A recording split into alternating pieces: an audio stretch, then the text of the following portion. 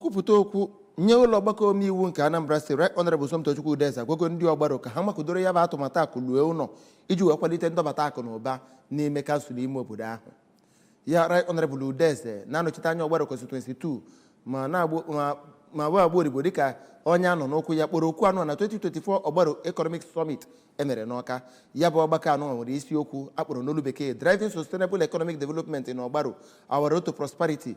Ebumnobi ya wee bụrụ ịkwalite ntolite nke akụnụba na mpaghara ahụ. Onye nta aka ebe mana echigbata wetara anya ụka.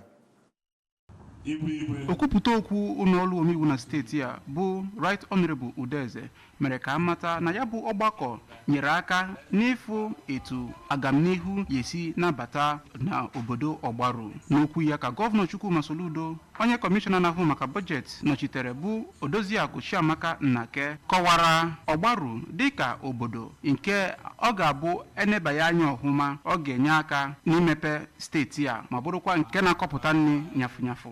N'okwu ya ka Sinetọ Stella Odua tinyekwere imerime ndị ọzọ kọwapụtara ma nye ntụziaka etu obodo Ogbaru esi na-aga n'ihu.